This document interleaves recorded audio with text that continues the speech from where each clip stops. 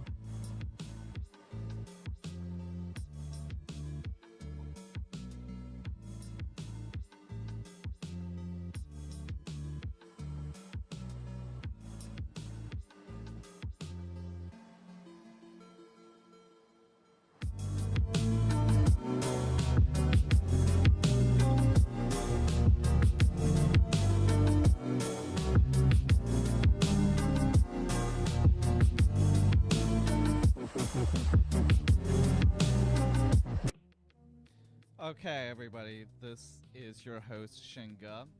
So, you are listening to SG2 on Space, episode number 55. Today's date is it's a really important day today, December 12th, 2019. The reason, I don't normally say the date, but there's a reason I'm saying it. Do you know why? Okay. This is the last full moon of 2019. And if you are listening live, you should go out and take a look. Assuming you're still listening to the show, all right? So this would be cool. So, any case, now it's actually completely full just after midnight, all right, at 12 a.m. Eastern Standard Time. So, but it should look pretty close to it. Any case, the moon side, I should tell you, hopefully you're watching me at facebook.com/The Shen Show or on YouTube when you do search for SG2 on Space. And of course, Action One Media Group at the studio as always. So you can find it on their website as well, weareA1.com. All right, so without any further ado, I would love to talk about the moon some more, but I was actually reading a lot of stuff on intelligent life recently, okay? Just a preface. Let me give you a few actual events that may be coming up that's of interest before we start talking about this stuff. All right, so the holidays are coming up, so there's not as many space events around this time as it would, probably in January, not probably, definitely in January there's more. So give a few highlights. Today, for the last couple of days, there was actually the first International Orbital Debris Conference in Sugar Land, Texas. And that was co-hosted by NASA JSC, Johnson Space Center, as well as USRA. So that was that already happened. Today was the last day. I was not able to attend due to work, but if you guys did, Any of you, let me know what you learned. Also, this week from December 9th to the 13th was the really large centennial conference for the American Geophysical Union in San Francisco, California.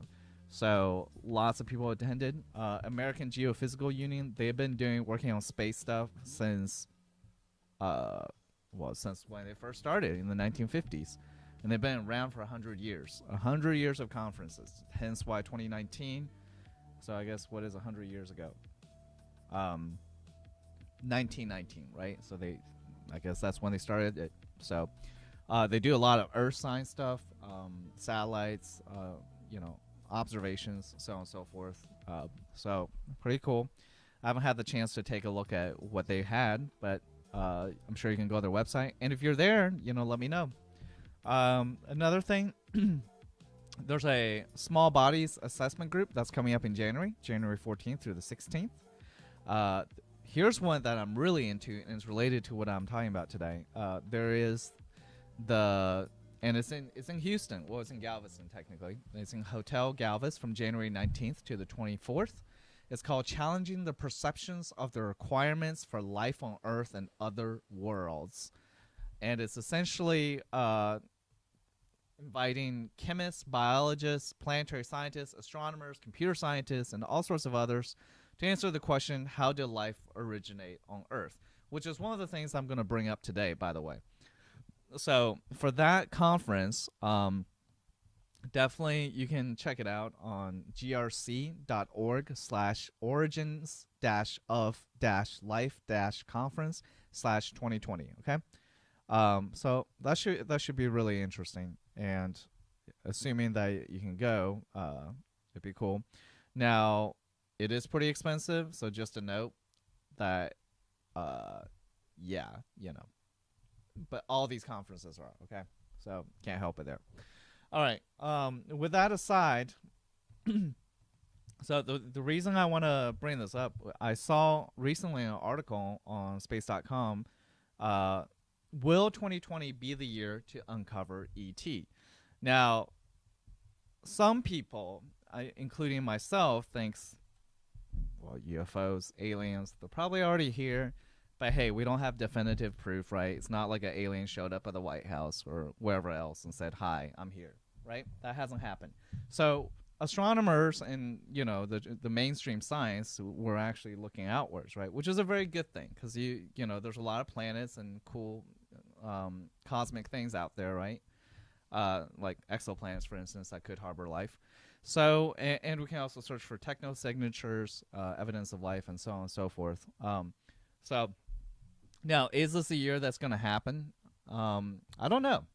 I mean, we've discovered more than 4,000 exoplanets so far, and we're constantly discovering more. In fact, I learned that the European Space Agency actually is going to launch an exoplanet hunting mission next year. So not just NASA, but ESA as well. Actually, not next year. I'm sorry, next week. Yeah. So that's called Characterizing Exoplanet Satellite, CHEOPS, I guess. So more on that detailing a little bit. Chinese is also doing something with the Fast Radio Telescope, which I will also talk about in a little bit. And I'm going to talk about microorganisms that cause life formation on Earth. And of course, I bring Leonard on. You remember him, a little bit as well. So, but first, we got to take a short break. We'll be back and dive into these exciting topics on life.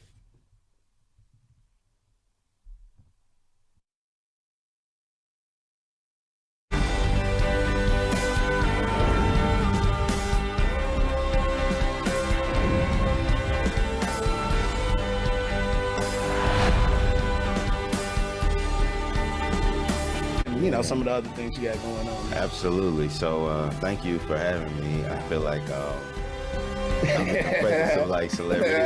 Y'all real fans to me. It's just the shades, man. It's the shades.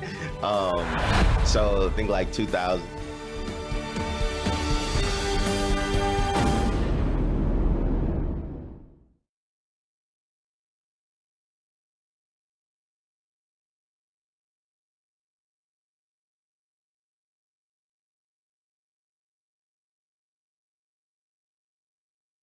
Put your money where your community is. Get in the Growing action up as a black kid in New at Jersey, weareA1.com. all I ever wanted to do was be a pro athlete. All of my role models were black athletes.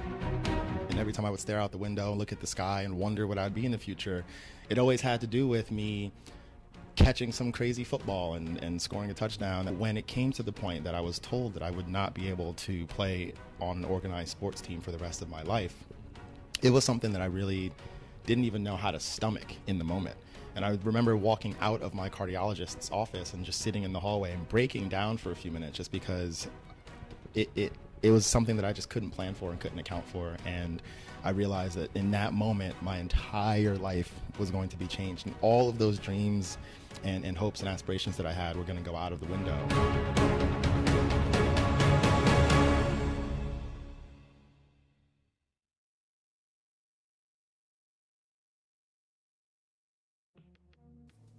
Okay.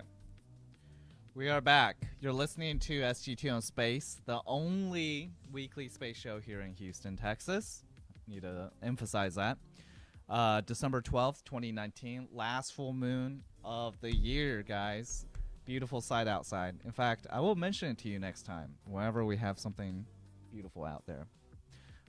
So hopefully you're watching on Facebook.com/TheShaneShow or on YouTube. And I forgot to mention, which is actually quite important, please support me at patreon.com, patreon.com/SG2 on Space. We got 4 different tiers. All right, so the smallest amount is just $5 a month, and you get recognized. Why not? And if you want to go up to 30, hey, we can get you an ad. All right, wouldn't that be great? So, all right, that aside, let's talk about life. All right, and when I talk about life, I don't mean like, are you happy? All right, since I'm not a psychologist, right? This is space. So when I talk about life, it means literally life. Life on other worlds, right? Life here, how did it form?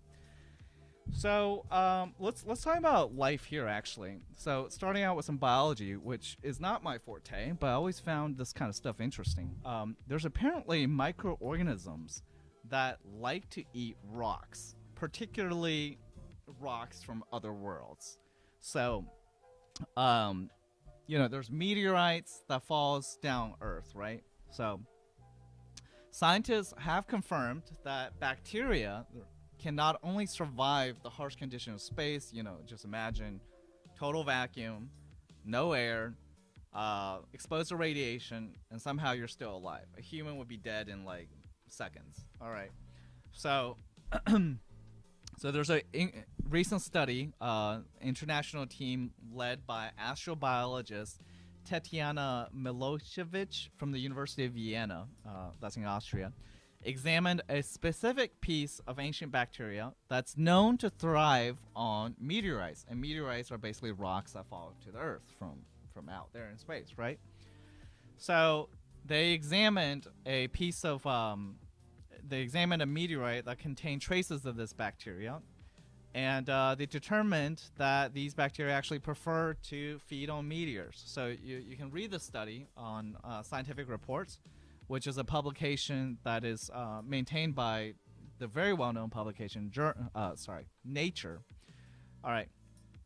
So this single-celled, they call this metalophic. So I guess that means lover of metal. Philic, metalophic bacteria is known as, this is kind of funny when you throw a Latin name, Metalosphera sedula. All right. I don't know how to say that correctly. They're part of a family known as lithotrophs, which are basically bacteria that get their energy from eating, get this, inorganic sources. In other words, stuff that's not alive. All right. So, so what did this team do? Well, they examined strains of this bacteria on a particular meteorite called Northwest Africa 1172, NWA 1172. Meteorites are given a number, and it's named after where it was first discovered. So in this case, it was actually discovered in Erfoud, Morocco in 2000, but for better or worse, they're just calling it Northwest Africa 1172. So NWA 1172 is a multi-metallic material, which is interesting because apparently this particular bacteria, Metalosphera sedula, prefers eating these meteorite metals over terrestrial metals. So how do they know this? Well, they examined how the microbes track the iron oxide molecules into their cells, right? And looked at how their oxidation states changed over time. So they did some spectroscopy, and so they provided a nanometer scale resolution, and they discovered that these gosh, so hard to say. Metallosphaera cedula, or M cedula. Okay. So they're able to perform biotransformations of the meteorite materials and and essentially turn rock, like totally dead rock, into like growing more bacteria, which is kind of crazy. So so it turns into organics, in other words, which, by the way, could be food for other life, right? Other life that don't eat rock. Okay, which is kind of cool. So you literally turn something that's dead into something that's alive, which could then be consumed by stuff that only eats live things. Like, I don't eat rocks, right? I don't think I do. I don't. But if this bacteria eats it and then produces some organic molecules, then I can eat that. Not that I'm going to eat it. Okay, that's just an analogy of how organic molecules might be formed from just inorganic stuff if you just have an origin point. So could this be possibly the origin of where these life come from? I mean, these things, they could be out there in space. It doesn't have to be on Earth. I mean, these kinds of inorganic eating bacteria could be, I don't know, floating out in the asteroid belt somewhere and not from Earth at all. For all I know, that could be the case, right? Which would be pretty cool. So let's jump from the bacterial side to the telescope side of things. So let's first of all talk about China, because I thought this was kind of interesting. So I've talked about this before, the FAST telescope. The FAST stands for 500-meter aperture spherical telescope, which is the largest radio telescope in the world. It's actually in natural dome-shaped area. So radio telescopes needs to be humongous since the wavelength of radio waves are fairly long. So anyways, they're really big. Okay, so this one is 500 meters in diameter, I believe. So it took the testing commission phase occurred over the past 3 years, and soon it's going to be fully operational, which is great. Now, its main purpose is not to search for extraterrestrial intelligence, but hey, you know, it's taking a lot of data, and who knows, some of it could, right? So, for instance, by the data, what I mean is, so far, even before full operations, FAST has detected and identified 99 rapidly spinning neutron stars, which are otherwise known as pulsars. And many of them are fast, like more than 30 of them, more than a third of them are really fast rotating millisecond pulsars. In other words, they spin around in less than a millisecond, or in milliseconds, which is thousandths of a second, which is crazy. All right, so Zhu Ming, the director of the Scientific Observation and Data Division at the FAST Operations, says, in the process of observing signals from celestial bodies, we also collect signals that might be emitted by humans or extraterrestrial intelligence. So, however, it's a huge amount of work, since most signals we see, 99% of them, in fact, are various noises. So we need to take our time to identify the signals we want in the noise. So,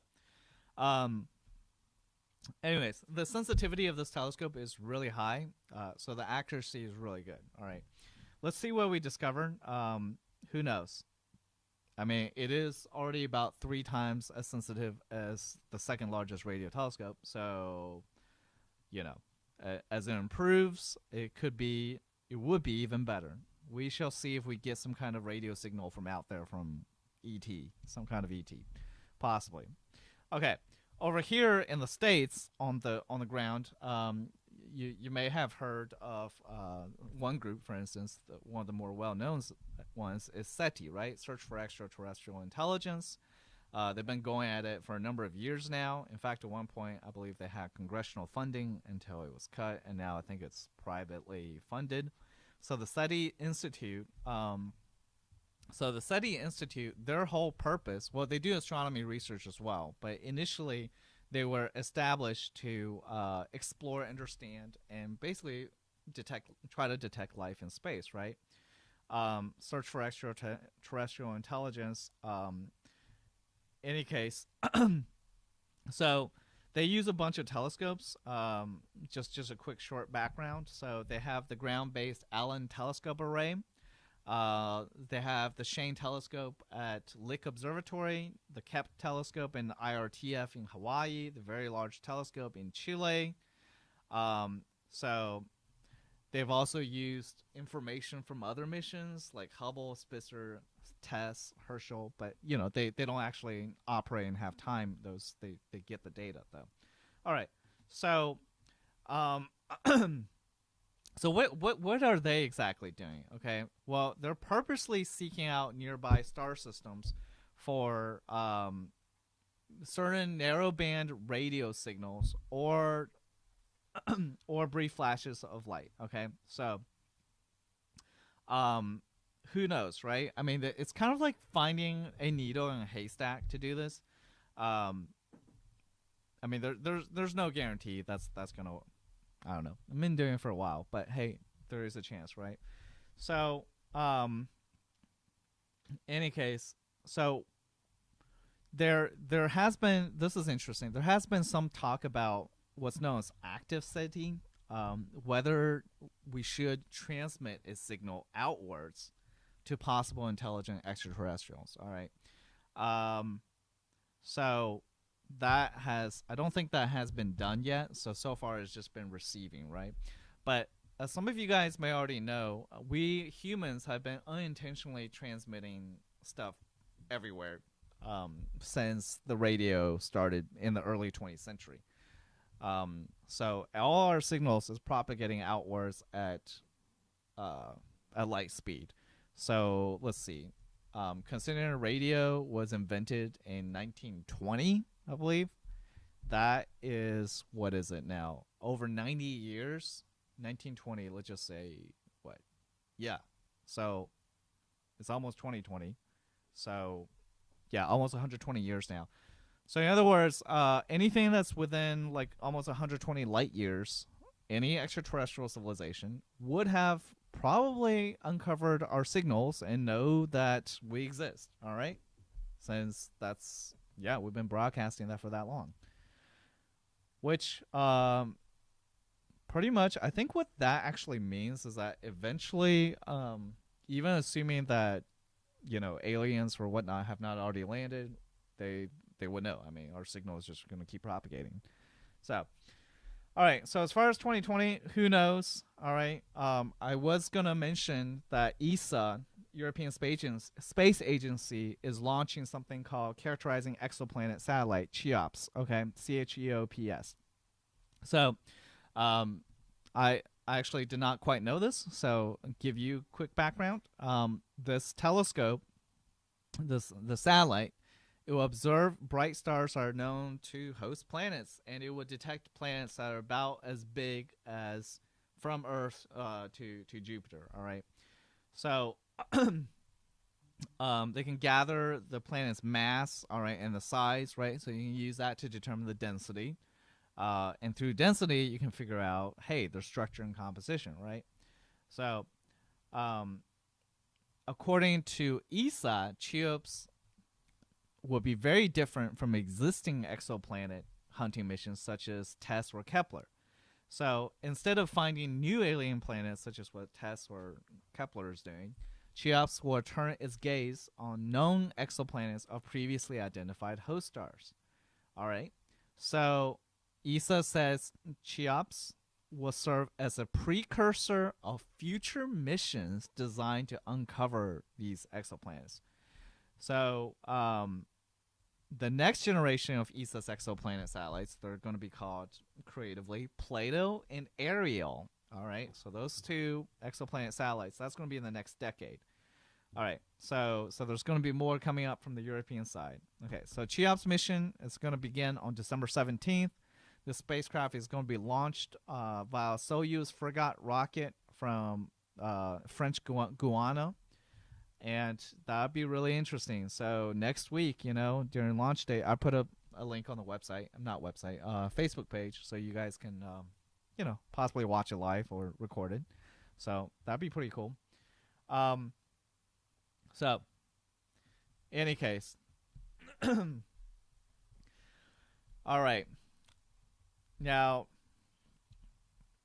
speaking of alien worlds and all that, even closer into, you know, it's kind of hard to picture sometimes what those worlds could possibly look like. I thought this was really interesting that there's literally an artist out there who makes his living from doing that. So, these images are amazing, and I will share it once again on Facebook. But apparently, this person, this filmmaker, Adam Marikinko, whom I haven't heard of, but he literally makes miniature versions of alien worlds and takes photos of them to the point where it looks like, oh my gosh, it looks like an actual alien planet, you know, but it's not. He just makes models of them. So, so he's worked with, last year in 2018, he worked with Keck Observatory on a project called Exoplanet Imaginarium, where he created models of 12 exoplanets to help people visualize some of the ones being discovered. So, so he's able to work with scientists to get the images close to, you know, what they envision, right? So sometimes you get tired of just looking at data, or rather you want to have a, you know, actual layout picture in front of you, right? So he makes that, which is kind of cool. So if you want to check all these cool images out, you can go to keckobservatory.org/imaginarium, which is IMAGINARIUM, which is really cool. All right. So I'm sure in the future he'll probably work with Tess and maybe ESA folks and get some actual more data and make realistic looking exoplanets. That'd be pretty cool. So, speaking of one of the weird planets that was recently found, there's apparently a Neptune-sized planet that's found orbiting a dead white dwarf star, and that planet is actually 4 times bigger than the star. Now,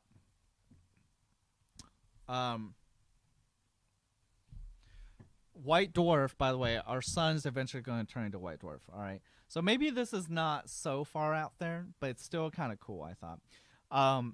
Let's see here. I think at this point, let's see if we can bring Leonard on. Are you on, Leonard? Hey, Shen, what's up? How's it going? Yep, I'm here. Okay, good. I'm doing pretty well, you know, just doing the show, and you're apparently on it too. So you're a regular now. Oh, man. Am I on? I'm so nervous. Oh my gosh, I think you're a natural. So let's see here.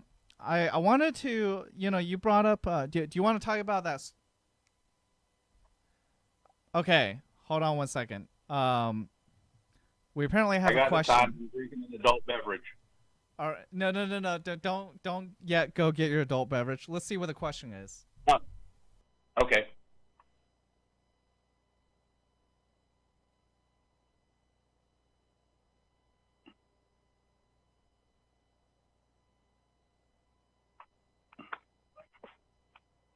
I see the question.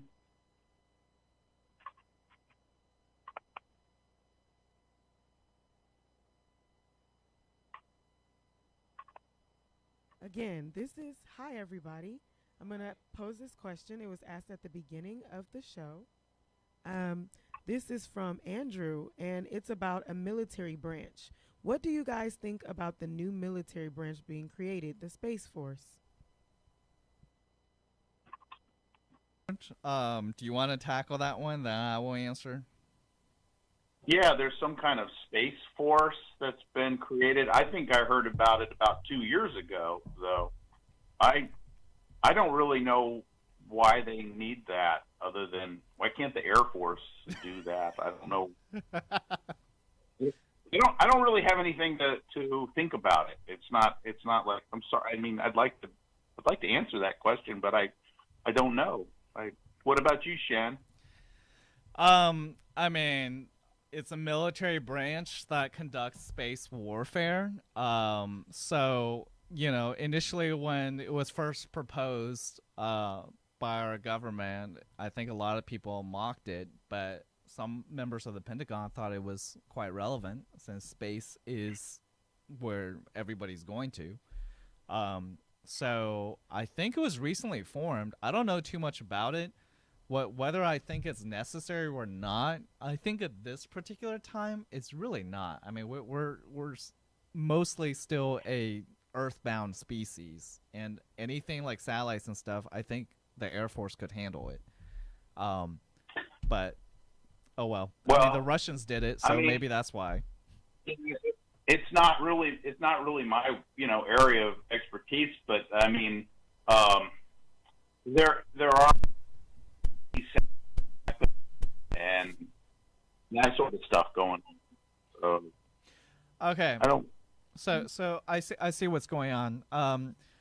We're gonna get back to life and all that stuff soon. But apparently yesterday the House passed a $738 billion bill for the Space Force.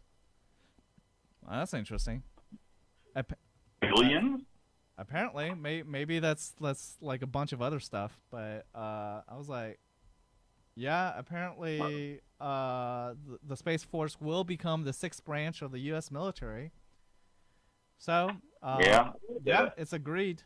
I think the $738 billion is not just for the Space Force, though. That sounds like really excessive right now. If that's just that may be a misprint, or something. We'll have to check up on that. But there is a bipartisan agreement, though, that it is happening. So yeah. It's on popular mechanics. So Leonard, I actually wanted to ask you about that experience you had, if you're willing to share it. So you said you saw something. Go on. You clipped? Huh? We were talking about. Can you hear me? 2 years. Okay, you're cutting out. I wanted to talk about. Wait, did you hear what I said? Yeah, you said what experience did I have? What you saw them in the August 2017 eclipse, the solar eclipse shadow band. What was that? Okay, shadow. Something has to do with bands of light and shadow that you see on the ground near totality, and they're wiggling almost like snakes, and they go all the way out into the as far away from you as you can see, and they're just like wiggling everywhere on the ground. Now I'm not a well-known little pinhole view of the eclipse, but this is a shimmering kind of effect that's been written about, and it's called shadow bands. And I'm a physicist. I don't know if I told you that. I'm a PhD physicist. I graduated 30 some years ago from Rice University, and so I know a lot and stuff like that. And I don't understand it. And I've talked to other people who don't really know what's going on there. But it may have something to do with the same kind of mechanisms that cause the star in the.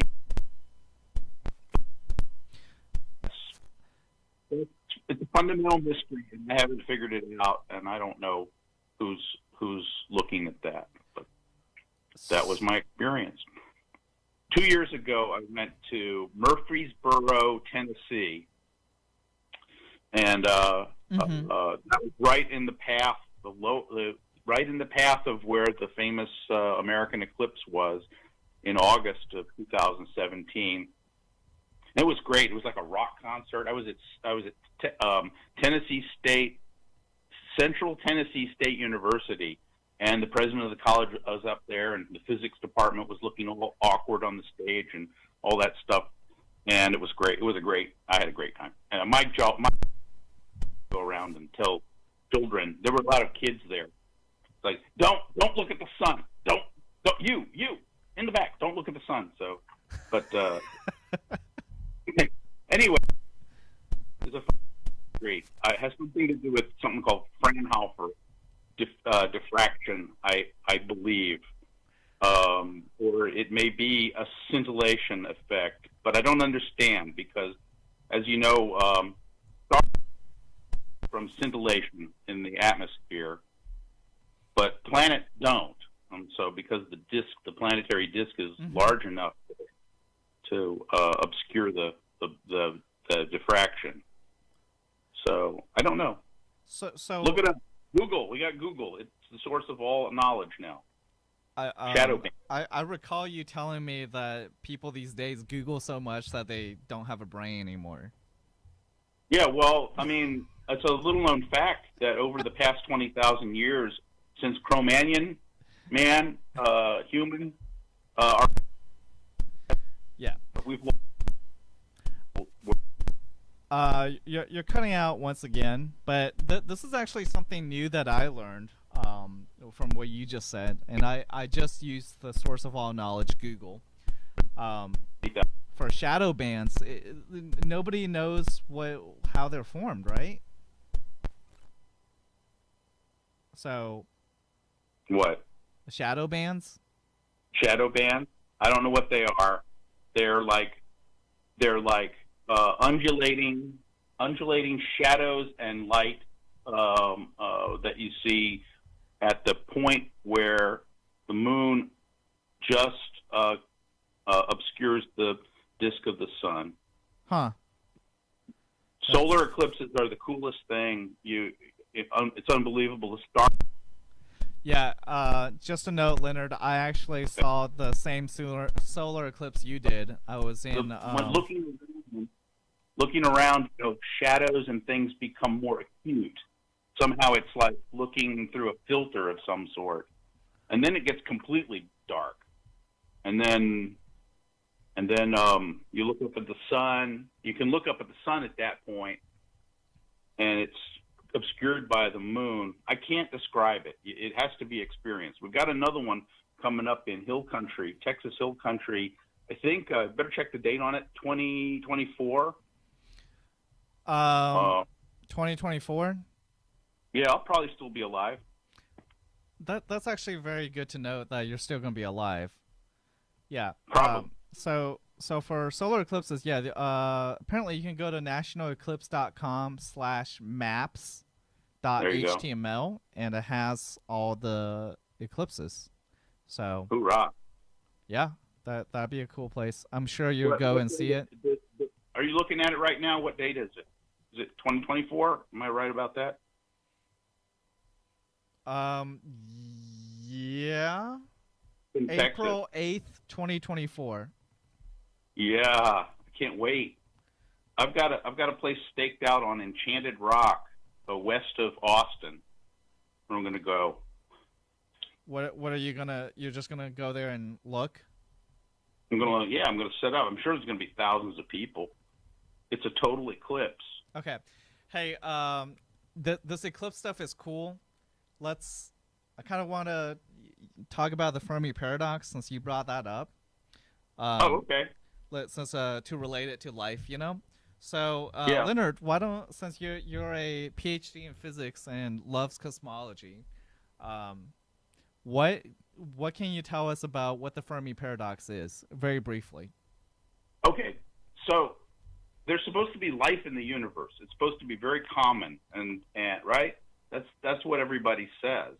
But there was this physicist about 70 years ago named Enrico Fermi.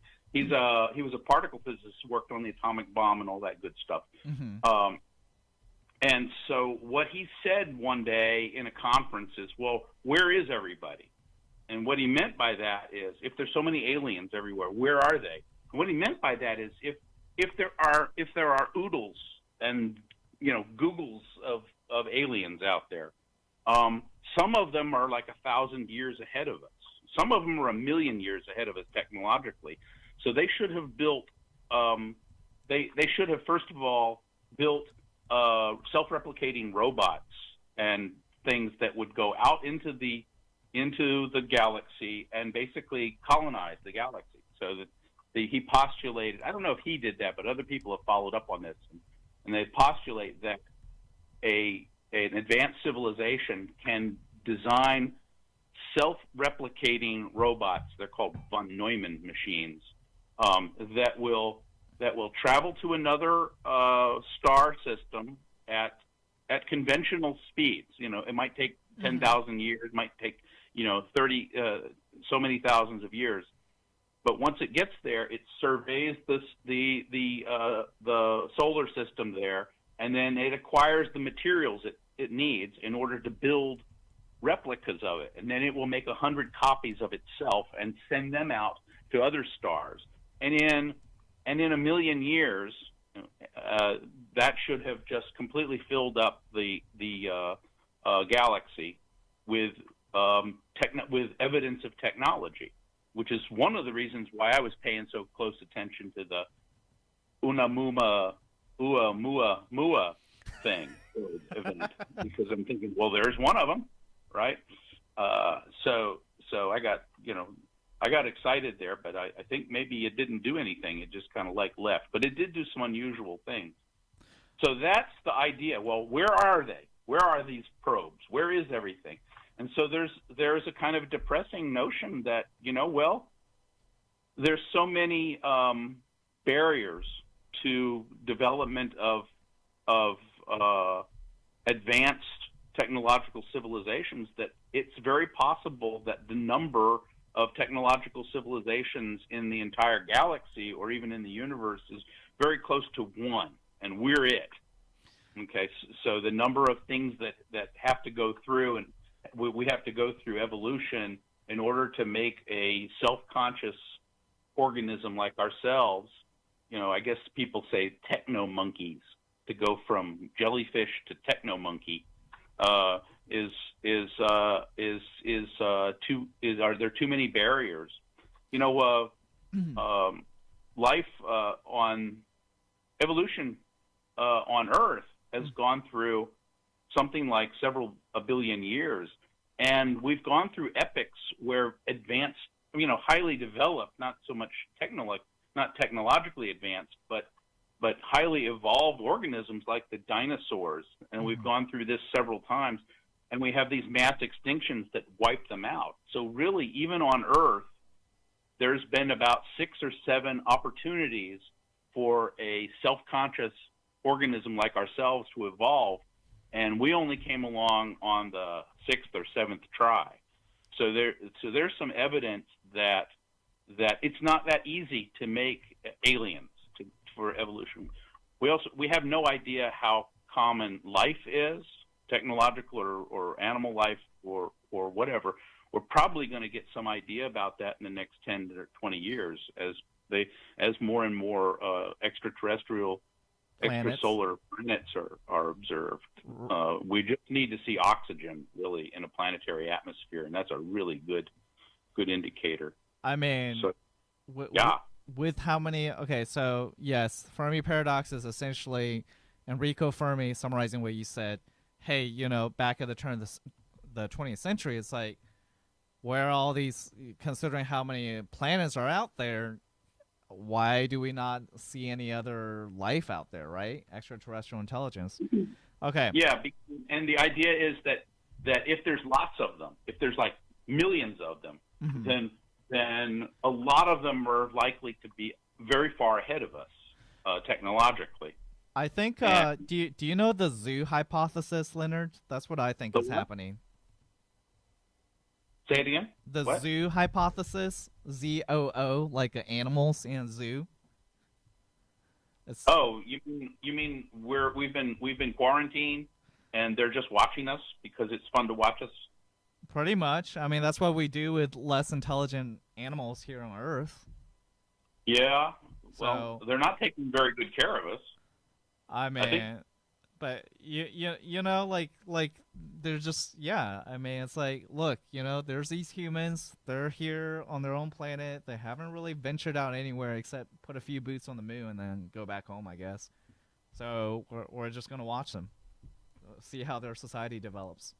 Yeah, but the problem with that is that would require. Okay, so that would assume that there's this super federation of, some kind of super federated organization of all of the interstellar planets, right? Extraterrestrial planets, Right. and they've all gotten to agree to do that. I mean, the argument against that is, it just takes one, biker gang alien civilization, to mess with that, right? So, and that, yeah. That's Yeah. It's just Anyway. you said like one quote unquote alien biker gang who's like doesn't want to follow the rules. Yeah. I mean, and the way, how you are, you Yeah. don't want to follow. Well, maybe you follow rules. I don't follow rules. I know. But I kind of go rogue a lot of times, and so there's a lot of that you might expect that to happen. I actually Right. have a good answer for you there, but let's take a short break because we need to, and then when we come back, I will talk to you about it. Okay. Man, you still here? Go on and subscribe.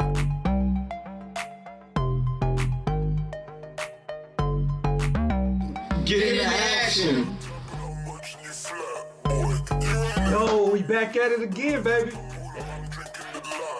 What? Get into action. 3. Get into action. Tell me what is the deal, tell me what is the deal. So I challenge you today to start strong. I ain't seen you. Get into action. Tell me what is the deal. Cause I'm calling for you. Get into action. Can you feel that? Yeah. See, I'm calling for you. Can you feel that? Yeah. See, I'm calling for you. Can you feel that? Yeah. See, I'm calling for you. Say how you really feel.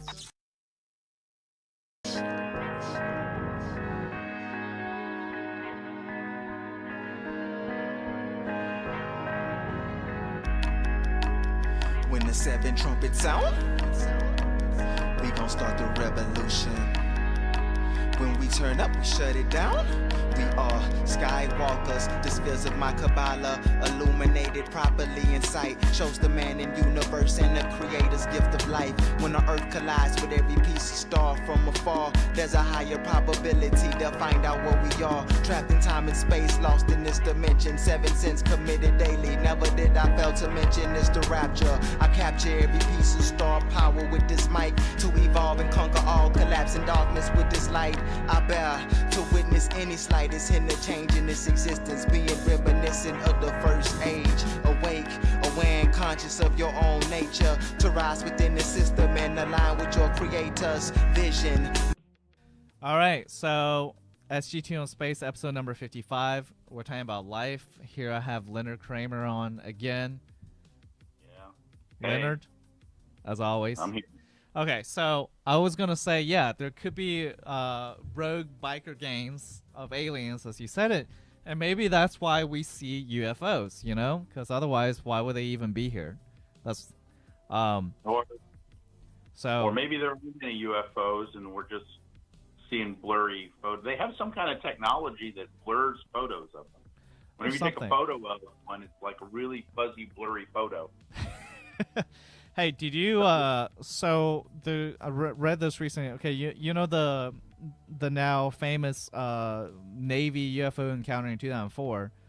Yeah. That was published in Popular Mechanics. Apparently, there were a couple of Navy officers who basically said there were these like 2 men who showed up in a helicopter like shortly after this incident, and then they talked with their higher ups, and then the higher up officer just told them to like delete everything. Yeah. So, which leads I've me had to people think, at work tell me to do that. huh?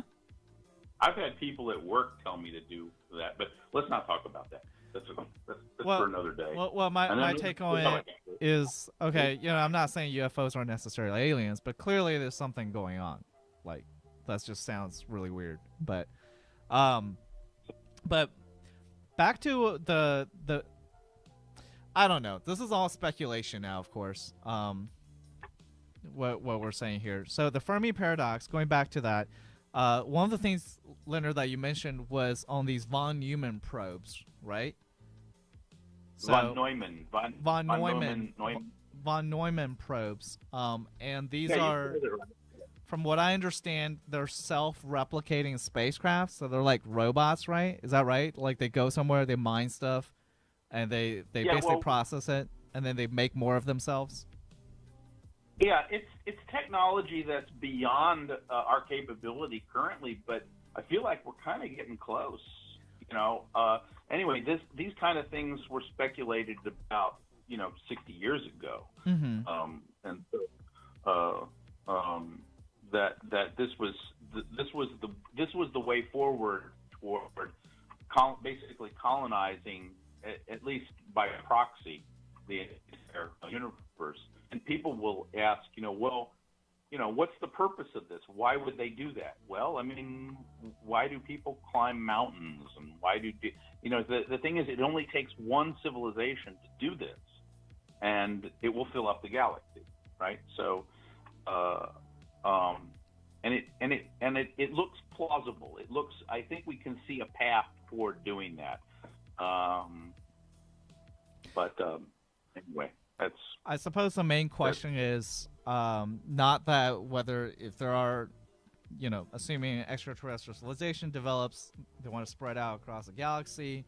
This definitely seems one way of doing it, and you don't even need faster than light travel because you just keep spreading. So, the question here is, I don't know if that would be the best process. I mean, I don't know. The possibilities are endless. Have you also heard of like the biological replicator seed ships? Leonard, have you heard of that? No, I haven't heard of that. Tell me about that. So and everyone else about that. Basically, instead of robots or whatnot, these are basically starships that carry like genetic patterns of life forms from like their home world. And so when these automatic ships, I guess, when they find a habitable exoplanet, or even one that could be possibly terraformed, they just replicate their life forms, either from like stored embryos or some kind of molecular nanotechnology to basically build biological life from using local raw materials. So essentially, it's like we humans don't actually travel to a different star system. Instead, we send our, I guess, cells or embryos, and it goes over there, finds a habitable exoplanet, lands, and then somehow constructs that environment where we're created on that world, like humans are.